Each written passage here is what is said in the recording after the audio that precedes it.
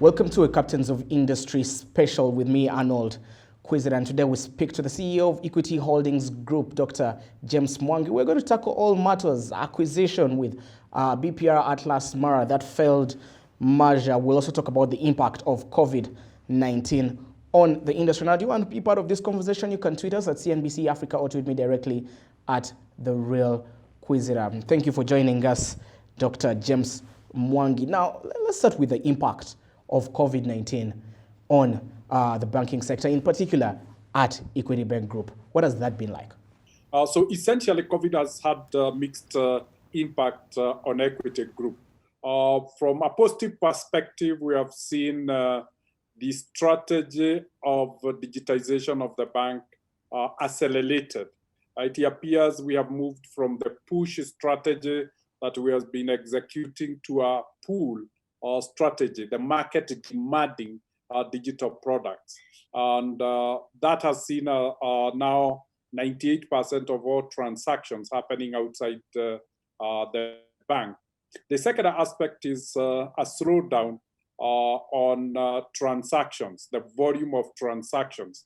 We've seen a number of businesses affected by the lockdown, particularly on the hospitality sector, restaurants, hotels, the aviation industry, simply because of the lockdown. And of course, a big retail transactions that particularly happens in the evening have been affected by the curfew. That applies particularly to the restaurants, the bars. Those transactions have also disappeared. But broadly, looking at the balance sheet, we have seen a steep rise in the volume of deposits that we are holding, confirming that the bank seems to have been taken as a safe harbor during turbulent times, and we are deeply appreciative of the growth in the liability side.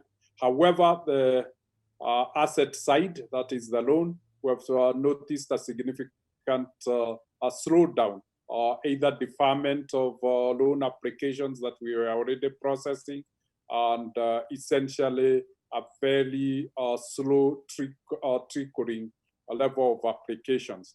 And lastly is the impact of accommodating the clients, that which is institution driven. We have seen that simply because the businesses are affected by lockdown, we have been forced to rethink how to accommodate them. And for the first time, we have seen us being tested to remain true to the purpose of the bank, that of transforming lives and livelihoods by supporting enterprises that create job and wealth in Africa. And that has affected about 30% of our loan book.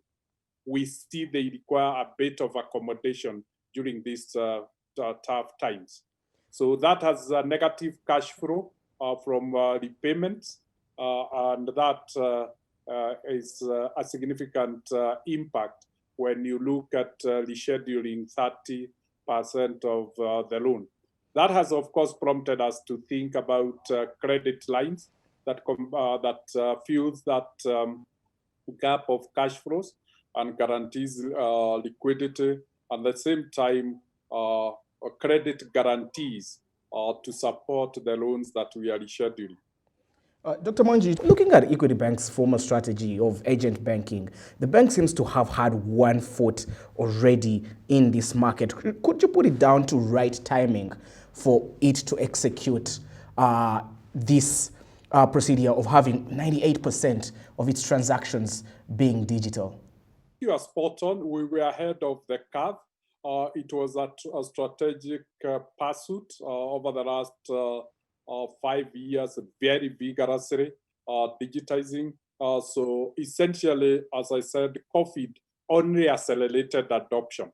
Initially, we were persuading customers, but the health protocols that were issued to comply with COVID about social distancing, about staying at home, about not touching services and sanitizing and cleaning hands regularly.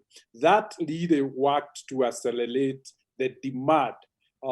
People could comply with the protocols because we were on near-field technology. So it meant that even for our cards, they were tap and go. You didn't need to do PIN authentication on the pads. It also meant that you were using your own devices, the phone or laptops. And essentially that meant that people were in control of the services that we were getting in touch with. And that created amazing popularity and a very strong demand for those capabilities. And that is what accelerated the bank to be ahead of the peers in terms of digital adoption.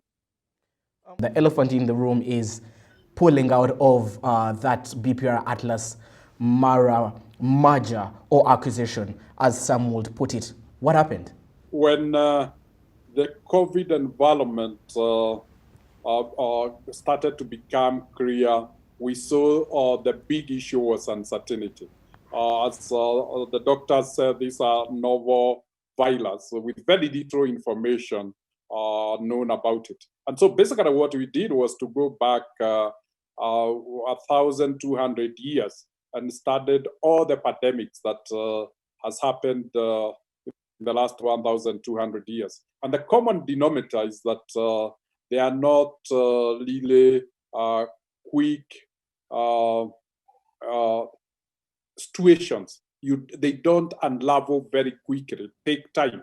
And so we assumed that the uncertainty that COVID had introduced was not a short-term situation. It was going to be either a medium-term or a long-term situation with a very significant impact that we had started seeing. So that uncertainty caused the board of equity to think how to respond. And the first response was then, how do we accommodate the clients so that their businesses survive and recover as soon as the situation allows, and eventually thrive, because that as an intermediator, our strength is based on the strength of our customers. And that required then what we just talked about, rescheduling their loans, accommodating them.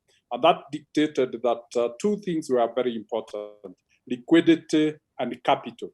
And the board made consistent decisions to protect that. The first one was to ensure we had opened lines of $600 million of liquidity that could support the bank all the way to the long run.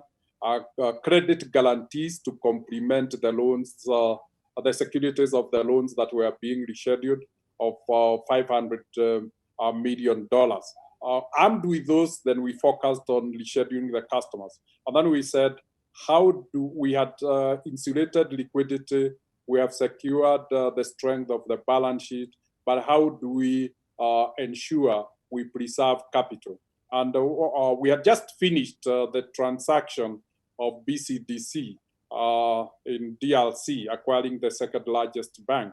And here was 2 or 4 banks. But with the uncertainty that came, we felt maybe we could defer focus on that transaction to preserve capital and not to increase the uncertainty that was in our hearts. So we didn't want to go and expose the bank much further, given that this had become unquantified risk because of uncertainty. You say uncertainty, COVID-19, as the causes for pulling out of this merger, but one felt like the group was pulling its legs long before this, because this merger stroke acquisition was supposed to have happened mid to late last year, whereby we didn't have the COVID-19 risks, and the bank still didn't give it the green light. This was a commercial transaction and an arm's length transaction that entails a willing buyer, a willing seller. So we were not under any pressure to do the transaction. So we didn't need to drag. The only reason why the transaction had taken long was simply because we were dealing with 4 countries. As you can see, right in the middle of that transaction, we started and completed the BCDC transaction in DRC, because it was a single transaction dealing with a single regulator and not complex due diligence, because again, the different countries, you are dealing with 4 regulatory regimes, 4 legal regimes. So that is what really made us take much longer. And then in the process, we were caught up by COVID that introduced the big elephant in the room, uncertainty. Uncertainty that we couldn't quantify. So it moved from being a risk of investment to an open uncertainty, which we couldn't even price. And truly, everybody thought this was a 3-month situation. And all the regulators issued a 3-month moratorium to borrowers. Look at it. 3 months later, in Kenya, we are still under curfew, and the lockdown still continues. The global logistics supply chains are still disrupted. So, and still we have no vaccine on site, and we have no pharmaceutical protocol of medication that could really help see end in sight for this health pandemic. And with the health pandemic still in place, it means that the economic situation will continue to deteriorate because of lockdown and disruptions. And ultimately, that will play out in the financial sector because all those balance sheets that are affected in the economic front are carried out by the financial systems. What does this say about Equity Bank's expansion plans? Because early in the year, you talked about there were hopes of it becoming the first trillion Kenyan shilling bank. Expansion, and particularly our expansion, was defined precisely as 100 million customers within a region of 15 countries. But you notice that it has 2 dimensions. The balance sheet size of a trillion shillings will be contributed by the customers. And we said the acquisition of BCDC gives us control of the 2nd largest bank in DRC. A merger will certainly see us within a period of 18 months becoming the largest bank in DRC. And with a focus on growing that infrastructure, given the capability we are acquiring of a 110-year-old bank, you could guess that the growth rates, like we have experienced in the last 4 years in DRC, would make DRC even 3 times the size of Kenya within a period of 5 years. Thank you for making the time. And that was Dr. James Mwangi, the CEO of Equity Holdings Group, speaking to us from his base in Nairobi, Kenya. Now, do you want to be part of this conversation? Tweet us at CNBC Africa, or you could tweet me directly at The Real Quizera. Have a good evening.